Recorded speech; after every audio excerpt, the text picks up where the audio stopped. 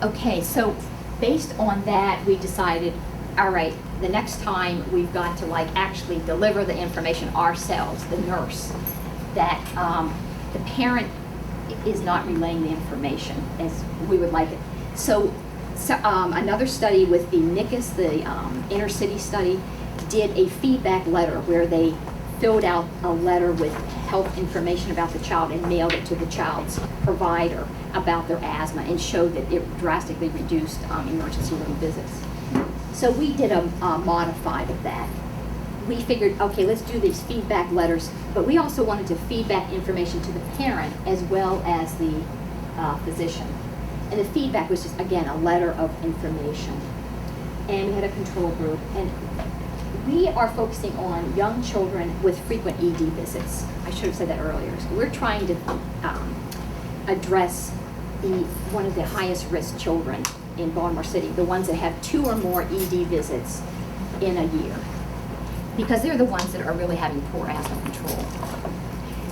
So this time we are collecting pharmacy data. So we contact the pharmacist or we go through their insurance. We get 12 months worth of pharmacy data.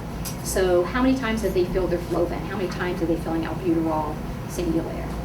We also are collecting salivary cotinine. That is saliva that we collect with like a little Q-tip, and it measures secondhand smoke exposure. So cotinine is a biomarker of secondhand smoke exposure. So we've added that, and we give that information plus the symptom frequency to the caregiver, and we also give it to the provider because we feel both need to know the same information. And a nurse joins them again at the visit, and she will be the deliverer of the caregiver letter. And actually, she's an advocate. If she thinks that the child's symptoms warrant a step up in therapy or at least starting a inhaled steroid, she will advocate for the family. The reason we have put salivary cotinine in is because everybody knows secondhand smoke is a known risk factor for poor asthma control. But I was astounded at the high rates of exposure in even children with asthma. So even in non-smokers, whether you're asthma or not, in the U.S., about 43% of non-smokers are exposed to secondhand smoke. And that was based on blood levels. It wasn't just self-reported. So then we at Hopkins did a study, again, of saliva, looking at cotinines, and found, this is children with asthma, that 60% of our families had secondhand smoke exposure. The children had positive cotinines. And then Kumar in Chicago showed that even 69% of children with asthma, inner city children with asthma, had positive cotinines, meaning they had positive exposure. So it raised my awareness that we really do need to think about secondhand smoke exposure and reducing it, actually eliminating it from the homes. And this is some preliminary data out of 126 of our children. Again, these are frequent ED visits. Children are 3 to 10 years of age. A positive cotinine is greater than or equal to 0.5. So out of that 126, 67%, it just keeps confirming, had positive cotinines, meaning they were exposed to secondhand smoke. The mean was 2.38. I mean, that is really a high. You want a 0 cotinine. And we did have zeros. We did have children that had no exposure. But we also had a child with a 21.31. So high, greater than 2, was a third of our kids. I mean, it's just amazing to me how exposed. And then 8 of the children had levels greater than 10. So that, again, has raised my awareness that we really need to focus on secondhand smoke. So the parent feedback gets medication feedback. They get a calendar of what were the fills that they had filled for their child the last year, and the cotinine. The provider gets symptoms, the medication, the MDI technique that the nurse observed, and a cotinine graph, and they get recommendations by Dr. Bollinger, who would be here with us, and myself. She primarily does the recommendations just to make sure everybody's giving guideline-based care. So this is an example of the calendar. So you have the 12 months.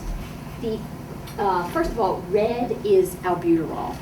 And we put that in red because, they should not be having a lot of albuterol use. So this child had 4 months of albuterol fills.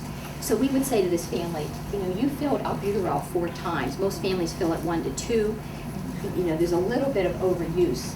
The other advantage of the calendar is you can see the pattern of use. So they used albuterol in winter, spring, but then notice in August, like in the September and October, that asthma epidemic time. Then the happy faces are you fill the inhaler, you fill the controller. The green are you didn't fill that one that month. And they should be, if they're really on, and these were kids with persistent asthma, they should have fills every month. Now I think that's another discussion if maybe they want to come off in the summer. We have very low fills in the summer for some reason in Baltimore. Anyway, you can see that this child had 8 fills of Singular, which was really pretty good, 8 out of 12, but he only had 5 fills of Flovent, the winter and again in the fall. So I think it just helps the provider, and it also helps pointing out to the family, oh, this seems to be when you use a lot of medication or you're using albuterol a lot. Maybe you should start with the Flovent in August because you started using albuterol then. And that's open for discussion, but at least we're getting the information to the family. And then this is the cotinine graph. So the exposure is on a graph, low, moderate, high. We take the child's picture, we put the child's picture where their level is. So this child was 5.62. We just say to the parent, this is high, this means your child's exposed to a high level of cotinine. And that's the same picture that the provider gets. And I'm going to show you that. The provider also gets the recommendations, like I said, from Dr. Bollinger. And this is based on the pharmacy data and symptoms. So you may want to consider, it's all based on guidelines, and we did focus groups to find out what the physicians really wanted to hear. They did not want to hear, this is what you should do. So we say you may want to consider, discuss adherence to medications, monitor asthma symptoms over the next 3 months, step up in therapy. Just very simple recommendations. And again, the physician gets the same graph, the child's cotinine level. And anecdotally, the providers like getting the cotinine, but a couple of them have said to me, what am I supposed to do with this information? And so it's like getting a lab value that's abnormal and you got to sign off on it. And so I feel bad for them. But what I say is, well, that means we all got to work on a smoke-free home. And I was glad to see the smoke-free pledge table out in the hallway. But at least everybody's aware, okay, this child really needs a smoke-free home. Okay. And this is what the letter looks like to the provider. Okay, so this blue is highlighted so he gets, he or she can just focus on the information if they don't want to read the whole letter, and then the cotinine graph. And we also have everybody sign an asthma action plan. So we're supposed to be also talking about rural health. So I found a really good rural health study that I thought would be interesting. So patients, why should we worry about rural health? Because patients in rural health are less likely to have health insurance, less likely to receive current evidence guideline-based care, less providers are available, and they are more likely to go to an ED or be hospitalized for their asthma. So this study is out of Colorado, and what it involves is a specialist. This is from the National Jewish Hospital. They linked with a rural health research network. But they went out to the rural practices and gave in-office coaching and training. They gave ongoing support for the primary care providers. So, you could present a case to the specialist, and they would help you strategize how to handle that child. They also did effective self-managing to patients. So it was a collaboration between specialty care, an academic center, and a research network of rural health practices. And this is the main slide I wanted to show. What they really did the coaching on was guideline-based care, but they also really advocate spirometry in the office. And this spirometer doesn't need weekly calibration. I really like that because the spirometer we're using, you have to calibrate weekly. But it's very user-friendly. But they would coach the practices on, this is how you use spirometry. This is what it means. And I think that's another level of care that we could maybe provide. Again, the coaching shows you it was guidelines of when to use rescue, when to use controller, how to improve adherence, and then case studies. They could present case studies. And they did show that they did increase ICS prescriptions in after training. So before training, it was mostly less than a third of the patients were using ICS. And after training, more patients, or 66% of the patients were using ICS. So they did increase that. And the other advantage is it was well accepted. So the rural providers really did like having the specialists come out. It increased appropriate ICS use and spirometry. And a practice that said they were already using guideline-based care, they reported that they just became more consistent in providing guideline-based care. So it wasn't like they didn't get anything out of it.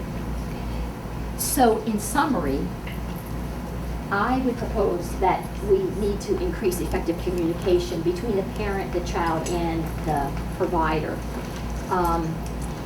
There is a discordance, I think, between asthma control and rescue medication use. So we need to remind our parents, if they're using rescue medication more than the 2 times, that's poor asthma control, and contact your provider or look at your asthma action plan. Communication can increase MDI technique observation. Communication should increase MDI technique, parent worries, and child medications likes and dislikes. And I would propose consider checking cotinine levels on children with poor asthma control. You can send a urine cotinine as a lab marker. You don't have to have salivary cotinine. But if somebody's having poor asthma control, it may be that they're exposed. And consider office use of spirometry. I think that is. Thank you. So we will hold questions. I was going to say, so some things that have worked are, well, first of all, letting the parent know that, and I know you can't do cotinines, that helped because it makes the parent see, oh, that is actually in my child's body, that cotinine. But what we've used, give them a smoke-free zone. So maybe tape it off. You know, this is where you can smoke. And I would prefer being outside the home. So maybe on the front porch, you know, tape off. This is the only place where you can smoke. Now I know that, but you're right, we need to work with them. So ask them, what can you do? What do you think you could do? So we do contingency contracts, just like you're mentioning. This is what I can do to stop smoking around my child. You know, I will smoke up in the bathroom. Again, I don't want that, but if they just get it away from the child. We do contingency contracts, motivational ladders. Okay, how motivated are you? You can ask them that. How motivated are you to stop smoking? If they say, I'm not motivated at all, then work with, okay, what would make you motivated? If your child went to the hospital, you know, find out what you could do to motivate them. I mean, all that's well and good, but what they're actually doing is a whole other thing. Right, it is, and you're right, their lifestyle is very chaotic, and I do appreciate that too, because that's the least thing they need. That actually, the reason they're smoking is probably it's relaxing for them. Mm-hmm. Their life is so hectic, so the best thing you can do is help them figure out how to relax, and then link them up. The hardest thing is to get them to stop smoking, so link them up to the patches, but I don't think they use those. We have something called parking lot pickup, and you open the door and it looks like a Cheech and Chong movie. I mean, the smoke just goes flying out, and you put the kid in that car thinking, good grief. I mean, you know what I think really is going to work is more policy issues, like you cannot, you know, we reduce smoking in public areas. You can't smoke in public areas.